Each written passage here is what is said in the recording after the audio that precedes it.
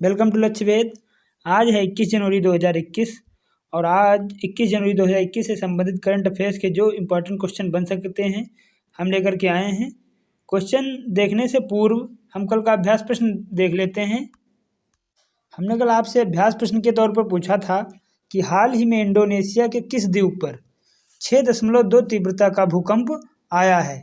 तो अभी इंडोनेशिया के सुलावेसी द्वीप पर 6.2 तीव्रता का भूकंप आया है। तो इस तरीके से इस प्रश्न का जवाब ए सही है, सुलावेसी द्वीप। अब आज के प्रश्न देखते हैं। यदि वीडियो आपको अच्छा लगे, हेल्पफुल लगे तो आप इस वीडियो को लाइक, शेयर और सब्सक्राइब जरूर कीजिएगा। प्रश्नों की तरफ बढ़ते हैं। हमारा आज का पहला प्रश्न है, हाल ही में गुरु गोविंद सिंह की जयंती कब मनाई गई है। तो अभी गुरु गोविंद सिंह जी की जयंती 20 जनवरी को मनाई गई है। अब गुरु गोविंद सिंह जी की जयंती मनाई गई है तो गुरु गोविंद सिंह जी 20 जनवरी को गुरु गोविंद सिंह जी की जयंती मनाई गई है। यह दिन गुरु गोविंद सिंह जी के प्रकाश पर्व के रूप में मनाया जाता है। गुरु गोविंद सिंह जी सिखों के 10वें गुरु थे। उन्होंने सन 1699 में बैसाखी के दिन खालसा पंथ की स्थापना की थी। गुरु गोविंद सिंह जी जब इन्होंने खालसा पंथ की स्थापना की थी, उससे पहले तलवार और केस सिखों के पास रहते थे, लेकिन खालसा पंथ के बैसाखी के दिन के बाद गुरु गोविंद सिंह जी ने कच्छा, कड़ा और कंघा भी दिया और इसी दिन खालसा के नाम के पीछे सिंह लग गया। गुरु गोविंद सिंह जी का जन्म 22 दिसंबर 1666 ईस्वी को पटना बिहार में हुआ था। इनकी मृत्यु 7 अक्टूबर 1708 ईस्वी को नांदेड़ महाराष्ट्र में हुई थी।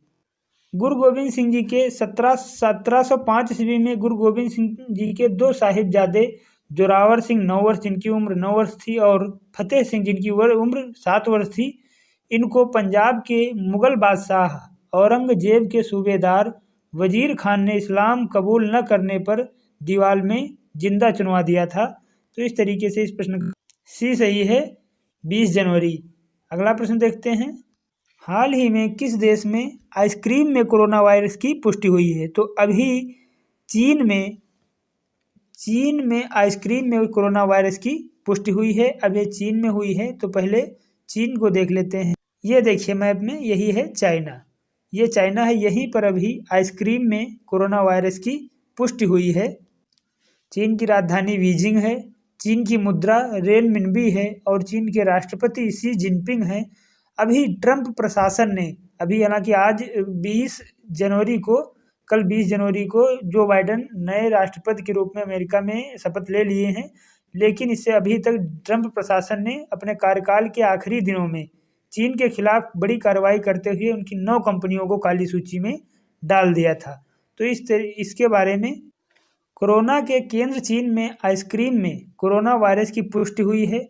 चीन के उत्तर पूर्वी क्षेत्र तियानजिन में इस वायरस की मौजूदगी है। यहाँ आइसक्रीम के 29,000 पैकेट में वायरस का संदेह है, यानी कि वहाँ जो आइसक्रीम के 29,000 पैकेटों में वायरस होने का संदेह है। तो इस तरीके से इस प्रश्न का जवाब बी सही है, चीन। अगला प्रश्न देखते हैं।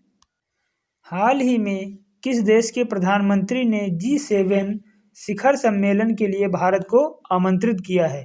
तो अभी ब्रिटेन के प्रधानमंत्री बोरिस जॉनसन ने G7 शिखर सम्मेलन के लिए भारत को आमंत्रित किया है। यह शिखर सम्मेलन 11 से 13 जून तक ब्रिटेन के कार्नवाल में होगा। तो ये ब्रिटेन ने आमंत्रित किया है। तो ये देखिए, ये है मैप में ब्रिटेन, यही ब्रिटेन है और इसी ने अभी आयरलैंड वगैरह के ऊपर पड़ता है ब्रिटेन। ब्रिटेन के प्रधानमंत्री बोरिस जॉनसन हैं और ब्रिटेन की राजधानी लंदन है और ब्रिटेन की जो मुद्रा है पाउंड स्टर्लिंग वहाँ की मुद्रा है, जो वहाँ का 1 पाउंड स्टर्लिंग बराबर भारत के 99.89 भारतीय रुपया होगा, यानी कि 1 पाउंड की कीमत 99.89 भारतीय रुपया है। और 11 से 13 जून तक ब्रिटेन के कार्नवाल में होने वाले G7 शिखर सम्मेलन के लिए ब्रिटेन के प्रधानमंत्री बोरिस जॉनसन ने भारत के प्रधानमंत्री श्री नरेंद्र मोदी को आमंत्रित किया है। G7 में America, Canada, Germany, France, Italy, Japan और ब्रिटेन देश आते हैं। अभी अपने यहाँ भारत देश में गणतंत्र दिवस 2021 की परेड पर मुख्य अतिथि के रूप में बोरिस जॉनसन आने वाले थे, लेकिन ब्रिटेन में कोरोना का नया स्ट्रेन मिल जाने के कारण उनकी यात्रा रद्द हो गई है। तो इस तरीके से इस प्रश्न का जवाब बी सही है, ब्रिटेन। अगला प्रश्न देखते हैं। हाल ही में प्रधानमंत्री श्री नरेंद्र मोदी ने स्टैचू ऑफ यूनिटी के लिए कितनी ट्रेनों को हरी झंडी दिखाई है? तो अभी प्रधानमंत्री श्री नरेंद्र मोदी ने स्टैचू ऑफ यूनिटी के लिए 8 ट्रेनों को हरी झंडी दिखाई है। अब ये स्टैचू ऑफ यूनिटी के लिए दिखाई हैं, तो इसके बारे में देख लेते हैं। स्टैचू ऑफ यूनिटी के लिए प्रधानमंत्री श्री नरेंद्र मोदी ने 8 ट्रेनों को हरी झंडी दिखाई है। यह रेलगाड़ियां, ये ट्रेनें केवड़िया को, क्योंकि ये जो स्टैचू ऑफ यूनिटी है नहीं, सरदार वल्लभ भाई पटेल की जो मूर्ति है केवड़िया में स्थित है, तो केवड़िया को वाराणसी, अहमदाबाद, प्रतापनगर, हजरत निजामुद्दीन, रीवा, दादर और चेन्नई से जोड़ेंगी। स्टैचू ऑफ यूनिटी भारत के उप प्रधानमंत्री तथा प्रथम गृह मंत्री वल्लभ भाई पटेल की प्रतिमा है, जो साधु बेट सरदार सरोवर बांध के निकट गरुड़ेश्वर बांध, नर्मदा जिला, गुजरात में स्थित है। यहाँ का जिला जो है नर्मदा जिला है और गरुड़ेश्वर बांध वहीं पर है, नर्मदा जिले पर, उसी के पास ये स्थित है। इस मूर्ति की ऊंचाई, केवल मूर्ति की ऊंचाई यदि देखी जाए तो 182 मीटर और या 597 फीट है, तथा यदि इसकी ऊंचाई आधार सहित देखी जाए तो इसकी ऊंचाई 240 मीटर तथा 790 फीट है। इस मूर्ति को राम वी सुतार ने बनाया है। ये क्वेश्चन इंपॉर्टेंट है कि इस मूर्ति को बनाने वाले व्यक्ति कौन है, राम वी सुतार। इस तरीके से इस प्रश्न का जवाब सी सही है, 8। अगला प्रश्न देखते हैं। 2021 के गणतंत्र दिवस परेड पर राजपथ पर उड़ान भरने वाली प्रथम महिला फाइटर पायलट कौन होंगी? तो 2021 के गणतंत्र दिवस परेड पर राजपथ पर उड़ान भरने वाली प्रथम फाइटर महिला होंगी भावना कंठ। ये जो है फाइटर प्लान जो है वहाँ पे उड़ाएंगी। 2021 में 72वां गणतंत्र दिवस के रूप में मनाया जाएगा और इस बार राजपथ पर देश की पहली महिला फाइटर पायलट भावना कंठ भी उड़ान भरेंगी। देश के सबसे गौरवशाली आयोजन में हिस्सा लेने वाली वह वायुसेना की पहली महिला पायलट होंगी। भावना 2018 में देश की पहली लड़ाकू विमान पायलट के तौर पर शामिल हुई थी। तो इस तरीके से इस प्रश्न का जवाब बी सही है, भावना कंठ। अगला प्रश्न देखते हैं। हाल ही में अमेरिका में बाइडेन प्रशासन ने, यानी कि जो बाइडेन जो भी नवनिर्वाचित राष्ट्रपति हैं, उनके प्रशासन ने अमेरिका सर्जन जनरल के तौर पर किस भारतवंशी को नामित किया है? तो अभी जो बाइडेन प्रशासन ने अमेरिका सर्जन जनरल के तौर पर डॉक्टर विवेक मूर्ति को नामित किया है। और अभी अमेरिका में जो बाइडेन प्रशासन है उसमें 20 भारतीय नामित हुए हैं, जिसमें 17 को व्हाइट हाउस में अहम पद दिए जाएंगे। उसमें से 13 महिलाएं शामिल हैं। ऐसा इतिहास में पहली बार हुआ है कि व्हाइट हाउस में 13 महिलाएं शामिल हैं जो भारतवंशी हैं। अब इसके बारे में देख लेते हैं।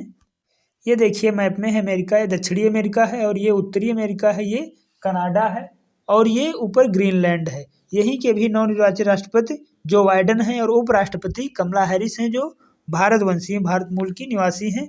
अभी तक यहाँ ट्रंप राष्ट्रपति थे, लेकिन अब जो बाइडेन नवनिर्वाचित राष्ट्रपति हैं। 20 जनवरी को दुनिया के सबसे ताकतवर लोकतंत्र अमेरिका के राष्ट्रपति 46वें राष्ट्रपति के रूप में जो बाइडेन शपथ ले चुके हैं और उपराष्ट्रपति के रूप में कमला हैरिस शपथ लेंगी। कमला हैरिस को शपथ सुप्रीम कोर्ट की जज सोनिया सोटोमायोर दिलवाएंगी। तो इस तरीके से इस प्रश्न का जवाब बी सही है, डॉक्टर विवेक मूर्ति। अगला प्रश्न देखते हैं। हाल ही में योवेरी मुसेवेनी किस देश के छठे राष्ट्रपति बने हैं? तो अभी योवेरी मुसेवेनी युगांडा के छठे राष्ट्रपति बने हैं। अब ये युगांडा के बने हैं, तो पहले मैप में देखते हैं युगांडा। ये देखिए मैप में, यही है युगांडा। ये अफ्रीका का एक देश है और यही के छठे राष्ट्रपति बने हैं योवेरी मुसेवेनी। युगांडा की राजधानी कपाला है। युगांडा के प्रधानमंत्री अपोलो सिबाम्बी हैं और यहाँ के राष्ट्रपति तो अभी यही बने हैं योवेरी मुसेवेनी। और युगांडा की मुद्रा युगांडाई सीलिंग है। तो इस तरीके से इस प्रश्न का जवाब बी सही है, युगांडा। अगला प्रश्न देख लेते हैं। हाल ही में किस राज्य में पहले पक्षी उत्सव कलरव उत्सव, यहाँ पे उत्सव होना चाहिए, उत्सव का उद्घाटन किया गया है। तो अभी बिहार में पहले पक्षी उत्सव कलरव का उद्घाटन किया गया है। अब ये बिहार में किया गया है। तो पहले मैप में ये देखिए मैप में ये है बिहार और बिहार की राजधानी पटना है। यहीं पर अभी पहले पक्षी उत्सव कलरव का उद्घाटन किया गया है। लखनऊ से जस्ट इसकी सीमाएं लखनऊ और झारखंड पश्चिम बंगाल से इसकी सीमाएं लगती हैं और ऊपर ये नेपाल से भी इसकी सीमा लगी हुई हैं। तो इस तरीके से इस प्रश्न का जवाब यहाँ के मुख्यमंत्री नीतीश कुमार हैं और बिहार की राजधानी पटना है और बिहार के राज्यपाल फागू चौहान हैं। तो इस तरीके से इस प्रश्न सी सही है, बिहार। अगला प्रश्न देखते हैं। अभी 48 दिनों के लिए ब्याज मुक्त नगद देने वाला भारत का पहला बैंक कौन बना है? यानी कि अभी 48 दिनों के लिए बिना ब्याज के नगद पैसा देने वाला कौन बैंक, भारत का पहला बैंक कौन बना है? तो ये IDFC फर्स्ट बैंक, ये ऐसा बैंक बना है जो 48 दिनों के लिए अपने ग्राहकों को बिना ब्याज के नगद देगा। अब ये IDFC है। तो IDFC की स्थापना अक्टूबर 2015 ईस्वी में हुई थी, 2015 में हुई थी और इसका मुख्यालय मुंबई में है। इसके CEO यानी कि चीफ एग्जीक्यूटिव ऑफिसर, हिंदी में कहें तो मुख्य कार्यकारी अधिकारी मी वैद्यनाथन हैं। और तो इस तरीके से इस प्रश्न का जवाब सी सही है, IDFC फर्स्ट बैंक। अगला प्रश्न देखते हैं। हाल ही में RBL बैंक के प्रमुख के रूप में किसे नियुक्त किया गया है? तो अभी RBL बैंक के प्रमुख के रूप में विश्ववीर आहूजा को नियुक्त किया गया है। विश्ववीर आहूजा भी RBL बैंक के प्रमुख बने हैं, नियुक्त हुए हैं। अब ये RBL बैंक के बने हैं। RBL बैंक की स्थापना 1943 ईस्वी में हुई थी और इसका मुख्यालय मुंबई में है और इसके अध्यक्ष तो अभी यही बन गए हैं, विश्ववीर आहूजा। तो इस तरीके से इस प्रश्न का जवाब सी सही है, विश्ववीर आहूजा। अब आज का अभ्यास प्रश्न देख लेते हैं। हमारा आज का अभ्यास प्रश्न है कि हाल ही में CISF यानी कि central industrial security force, Hindi में कहें तो केंद्रीय औद्योगिक सुरक्षा बल का नया प्रमुख किसे चुना गया है? तो इस प्रश्न का जवाब आप कमेंट बॉक्स में लिखना ना भूलें। यदि इस वीडियो में आपको कोई डाउट हो तो आप उस डाउट को अपने कमेंट बॉक्स में लिखिए, आपको उस डाउट का उत्तर दिया जाएगा। यदि वीडियो आपको अच्छा लगा हो, हेल्पफुल लगा हो तो आप इस वीडियो को लाइक, शेयर और सब्सक्राइब जरूर कीजिएगा।